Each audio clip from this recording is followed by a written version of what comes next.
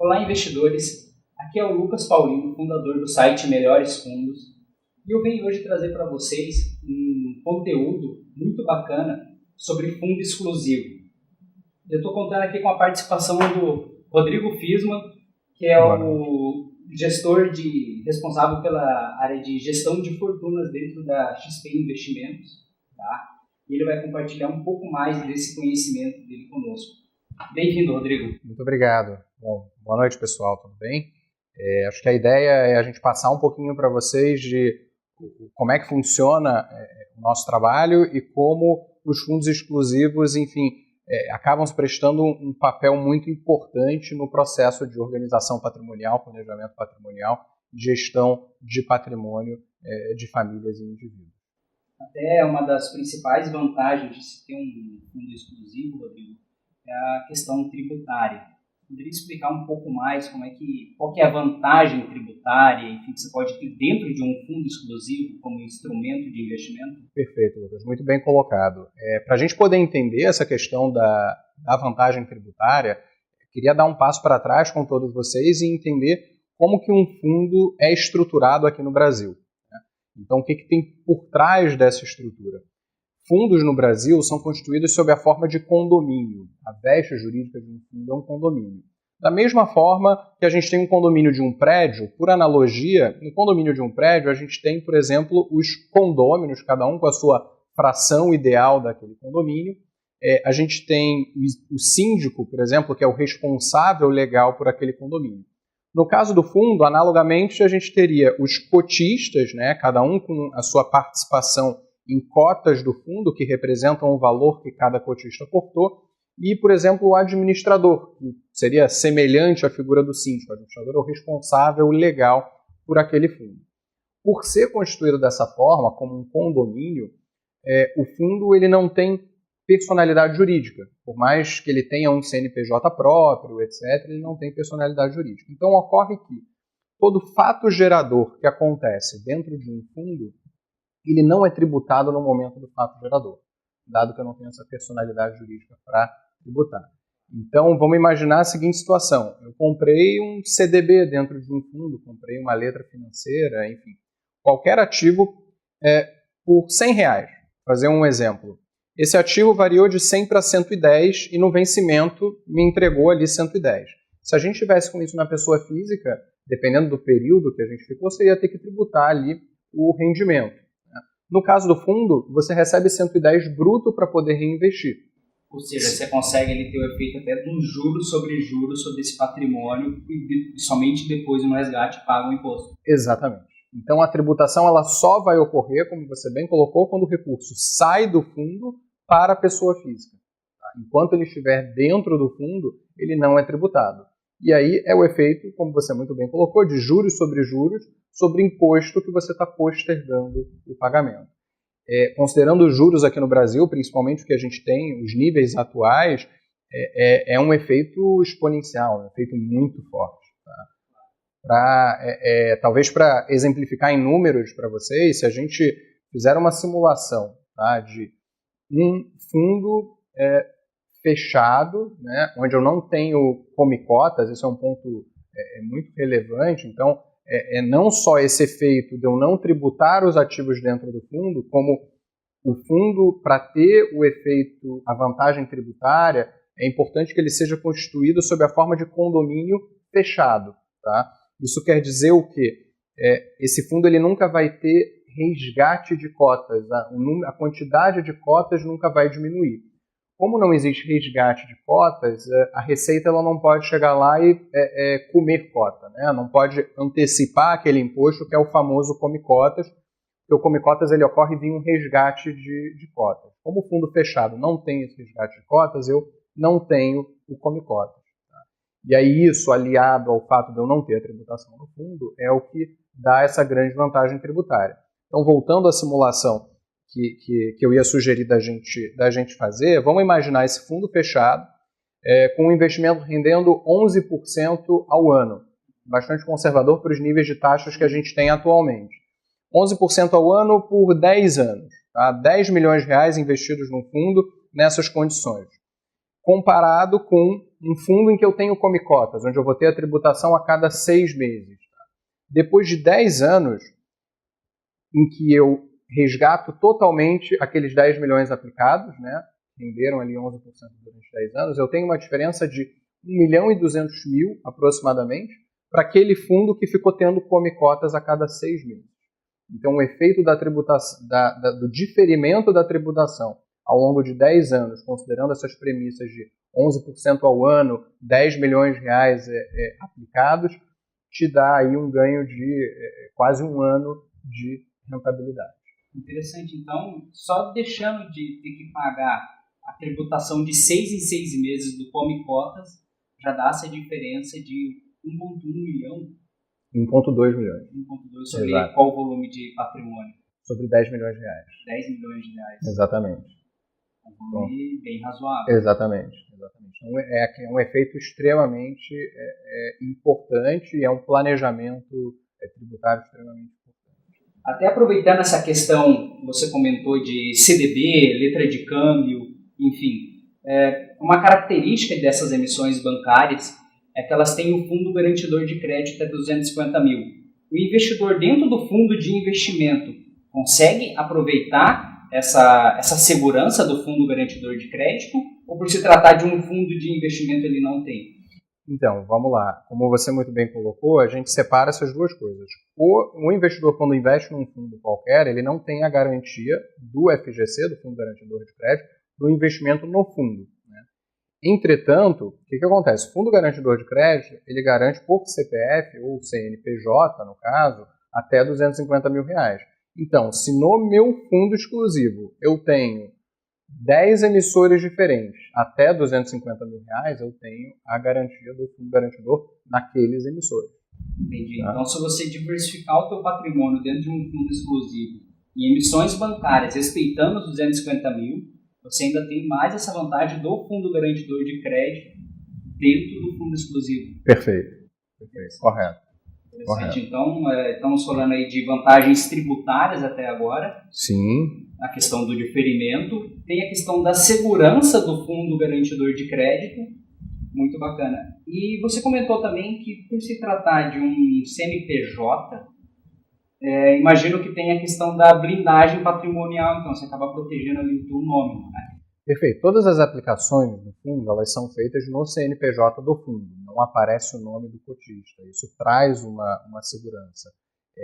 Um ponto importante que a gente gosta sempre de ressaltar quando entra no tema blindagem patrimonial, que é muito complicado a gente falar de blindagem patrimonial aqui no Brasil. É difícil dizer que a gente tem algo que te dê 100% de blindagem patrimonial, mas com certeza muitas estruturas trazem proteções e o fundo é uma delas. Né? Você tem a confidencialidade do seu nome não aparecer nas aplicações, enfim, tudo ser feito no CNPJ do fundo. Isso com certeza protege o investidor por trás daquela estrutura. Entendi. Então, se porventura você coloca... É possível você colocar, por exemplo, um imóvel dentro de um fundo exclusivo? Na verdade, não. Para você ter um imóvel dentro de uma estrutura de fundo, você precisaria ter um fundo imobiliário específico para adquirir imóveis. A gente tem, simplificando, né, tipos de fundo para tipos de ativos diferentes. Então, tem um fundo para investimentos financeiros, tá? Eu tenho fundos para imóveis e eu tenho fundos para empresas, para participações societárias, seriam os fundos de participações. Nesse caso, então, dos imóveis, seria criar um fundo imobiliário, só que no caso, esses imóveis não estariam no teu nome, no caso. Se você tiver um vasto número de imóveis, poderia constituir um fundo imobiliário e não ia estar no teu nome, protegendo ele, ia estar no nome do fundo imobiliário. Perfeito, correto. Até para deixar os investidores poderem entender o que faz sentido, né? No caso de um fundo imobiliário, é possível se constituir, mas ele tem uma estrutura muito cara. A gente, mais adiante, imagino que a gente vai falar sobre custos, mas o fundo imobiliário, para ele justificar, eu precisaria ter um patrimônio da ordem de 100 milhões de reais em imóveis, aproximadamente. Diferente do fundo de investimento financeiro, que já é um fundo que se viabiliza próximo a 10 milhões de reais. Interessante. Então, se tiver um patrimônio financeiro de 10 milhões de reais, já é muito viável ter um fundo exclusivo. Sim. Interessante. Até você levantando essa questão aí de custos, gostaria de entender, então, você com um patrimônio de 10 milhões de reais, tá? Quais seriam os custos que você teria em cima dessa estrutura do fundo exclusivo? Perfeito. É importante ressaltar que os fundos, quando criados, né, pela legislação, pelo regulador, eles foram criados com o objetivo de dar acesso ao mercado aos investidores em geral e sofreram adaptações para serem utilizados por um único indivíduo, famílias, enfim. Então, apesar de um fundo exclusivo, ele ainda requer, ele precisa respeitar todas as exigências feitas pela lei e pelo regulador, como ter registro na CVM, auditoria independente, um custodiante, um administrador e um gestor.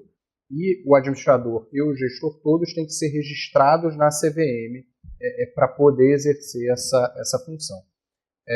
Dito isso, a gente tem uma estrutura de custos nos fundos que a gente chama de custos fixos, que seriam os custos regulatórios de uma maneira geral. CVM, o registro, a taxa de fiscalização da CVM, a taxa ANBIMA, o auditor independente, enfim. Esses custos, ordem de grandeza, para um fundo multimercado, que é o fundo mais utilizado comumente pelas pessoas.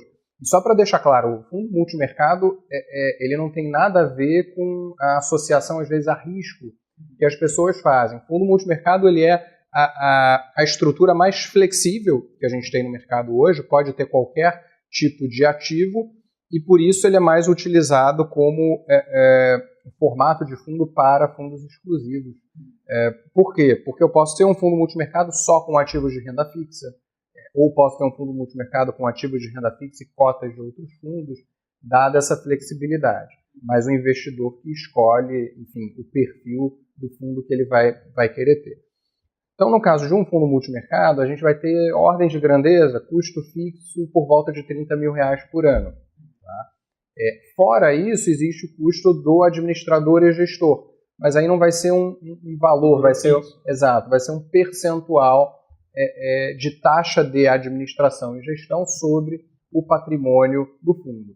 Essa taxa varia, depende do volume, do tipo do perfil do investidor, mas a gente pode considerar alguma coisa eventualmente variando próxima de 0,5%, dependendo do perfil e do volume. Interessante. Então, tem um único ônus, então, praticamente, que eu vejo dentro de um fundo exclusivo é que você vai ter um custo por essa estrutura. Perfeito. Então, dentro de 10 milhões, algo como 30 mil de custos fixos, mais um percentual variável da taxa de administração, na ordem de mais ou menos 0,5% para mais ou para menos. Perfeito. Interessante. Que é um custo, Lucas, totalmente compensável se a gente for olhar a vantagem tributária do diferimento dos impostos ao longo do tempo. Sim, porque você comentou aí a questão de, em 10 anos, com patrimônio de 10 milhões, por evitar o come-cota, sei lá, na frente ter 1,2 milhões a mais. Sim. Não chega nem perto desse custo que vai ter, não é? Perfeito, correto. E você vê mais alguma desvantagem em fundo exclusivo? Na verdade, não seria uma desvantagem, sim. Né? Seria um ponto que pode pesar em se ter um fundo exclusivo?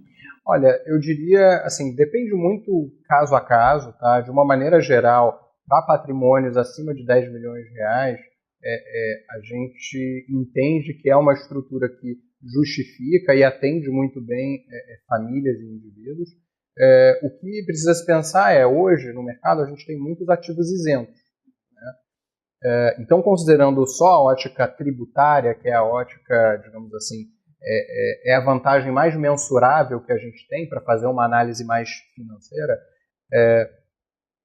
se você tem a possibilidade de concentrar em ativos isentos, nessa situação, muito provavelmente, se você comparar, conseguir uma mesma taxa num ativo isento, o ativo isento vai ser melhor, porque o fundo, por mais que você tenha o diferimento no final, você vai precisar tributar quando resgatar. Agora, o que a gente vê? A gente vê que a maioria dos investidores não tem 100% do patrimônio em ativos isentos, acaba tendo um mix, uma parte em isento e outra parte em não isento. Então, para muitos indivíduos e famílias, a gente acaba aconselhando que você tem uma parcela num fundo exclusivo, que são daqueles recursos que são tributados, títulos públicos, CDBs, letras financeiras, e uma outra parcela você pode ter via ativos isentos, que aí isso fica na pessoa física.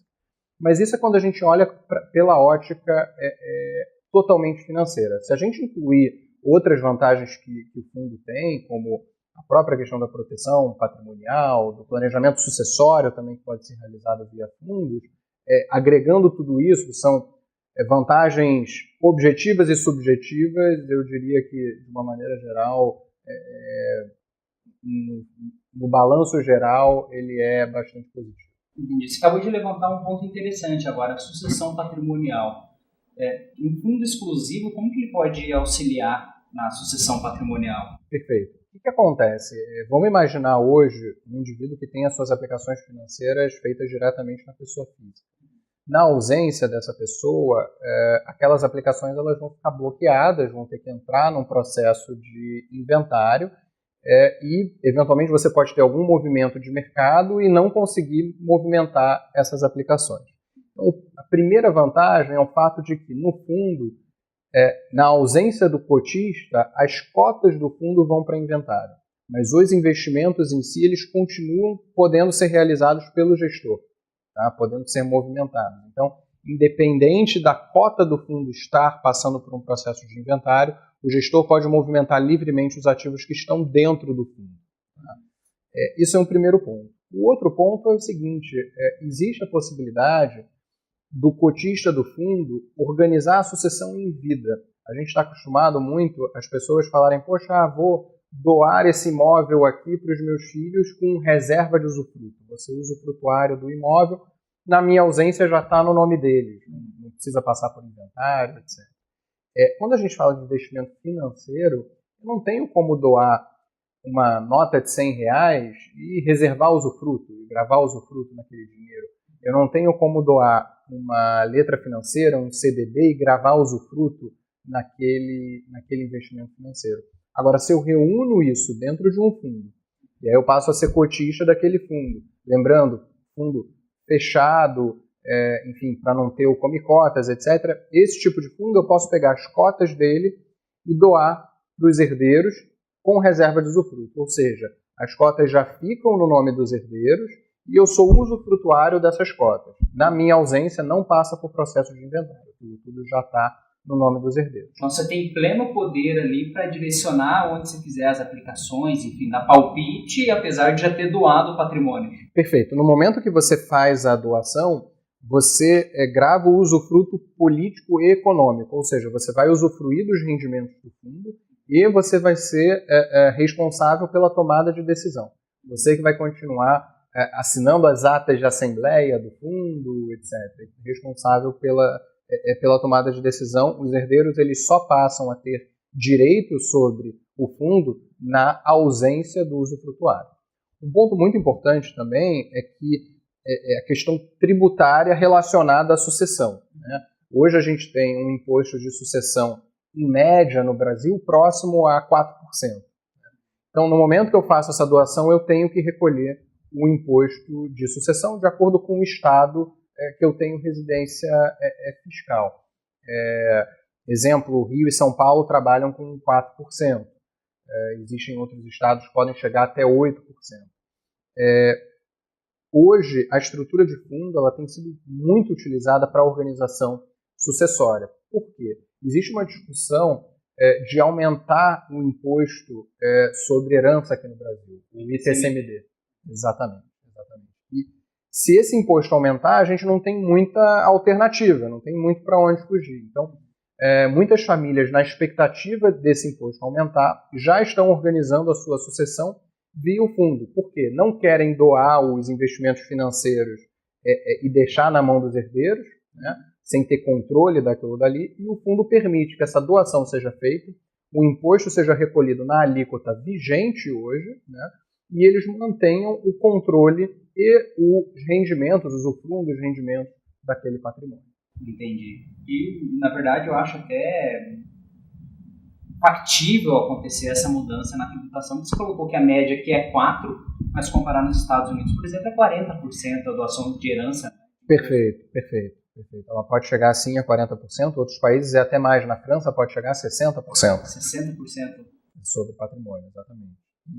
E a grande diferença é que aqui no Brasil a gente não tem meios de reduzir a base de tributação. Enfim, nos Estados Unidos, na França, a tributação é elevada, mas eles têm outros instrumentos para trabalhar. Aqui, na nossa legislação, a gente está bem restrito quanto às possibilidades. Por isso que muitas famílias já estão adiantando o processo de sucessão em vida para evitar um aumento de imposto e também para evitar custos com inventário, custos de advogados, etc., no processo da sucessão, que não são baratos, consome bastante patrimônio e acaba dando muita dor de cabeça. Então, se puder organizar isso em vida, o fundo ele é um veículo bastante interessante para atender essa questão sucessória. Bacana.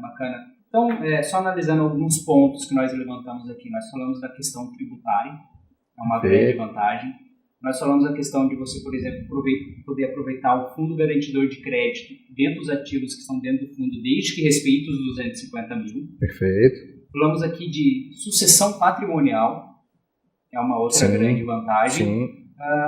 Vimos aí que a questão dos custos acaba sendo uma das pequenas questões que se tem dentro do fundo.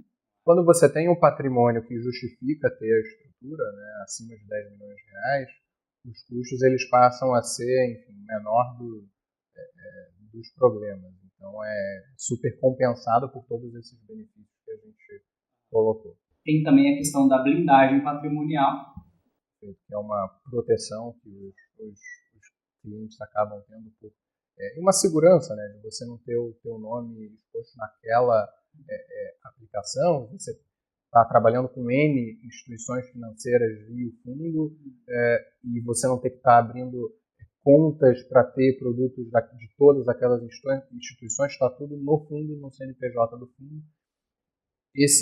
Essa questão de estar no CNPJ do fundo facilita também até o teu imposto de renda.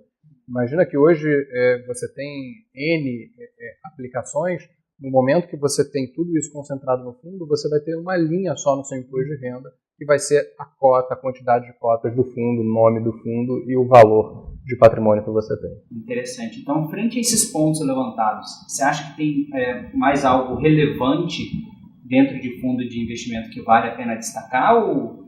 Eu me lembrei agora, com relação à ótica tributária, além da questão do diferimento, a gente tem também a questão da compensação. Hoje, se na pessoa física você investe em ações e em renda fixa, você não consegue compensar. Exemplo, se eu tive um ganho em renda fixa e perda em ações, eu vou tributar a renda fixa e vou ficar aqui com crédito tributário em ações, mas eu não consigo compensar essas duas categorias de investimento. No fundo eu consigo, porque a tributação ela só vai ocorrer no resgate, na retirada de recursos do fundo, sobre o resultado líquido de todas as operações.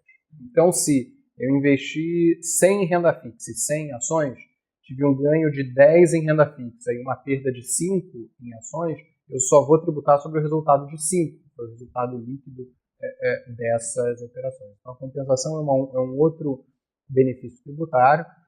O fundo também é importante ressaltar que, além de investimentos no Brasil, via o fundo, eu posso acessar investimentos no exterior, tá? Diretamente pelo fundo. Isso é possível, a nova norma permite para fundos exclusivos e investidores profissionais, que são aqueles com mais de 10 milhões de reais, eu posso ter até 100% do patrimônio investido no exterior via um fundo aqui no Brasil. Levantou mais um ponto importante, a questão da diversificação do patrimônio não ficando concentrado só no Brasil. Perfeito. E pode colocar em qualquer lugar do mundo o patrimônio? Sim. Eu posso investir em qualquer ativo financeiro, respeitando as regras, enfim, da CVM, desde que esses ativos atendam, mas enfim, eu posso comprar ativos de renda fixa no exterior, eu posso comprar ações no exterior, mercados futuros, enfim, qualquer ativo, bonds, com certeza.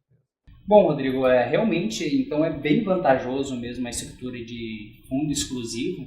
Eu acho até interessante a gente abrir aqui uma oportunidade para quem já tem um fundo exclusivo de uma segunda opinião sobre o fundo que a pessoa tem.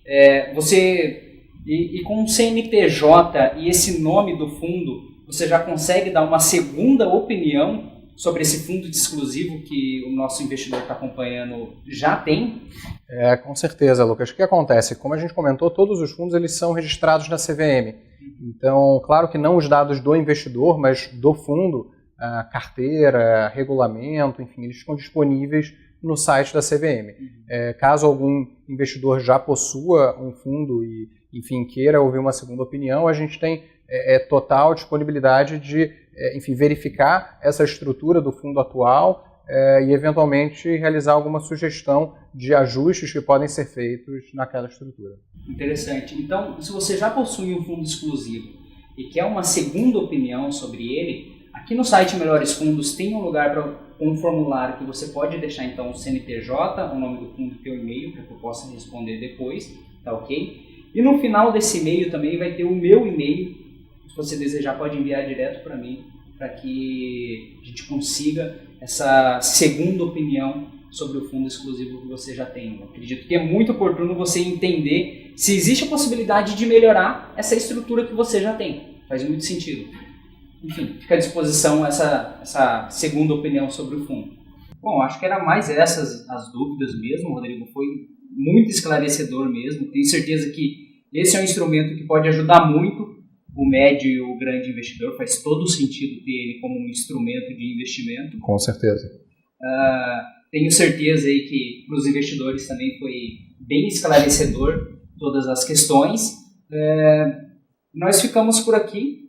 Em breve, se tiver mais oportunidade de contar com a tua presença. Com certeza. Estamos à inteira disposição e qualquer dúvida que os investidores tenham e entrem em contato com vocês, fico à disposição para poder responder. Perfeito, então. Muito obrigado. Obrigado a vocês. Um abraço a todos. Tchau, tchau.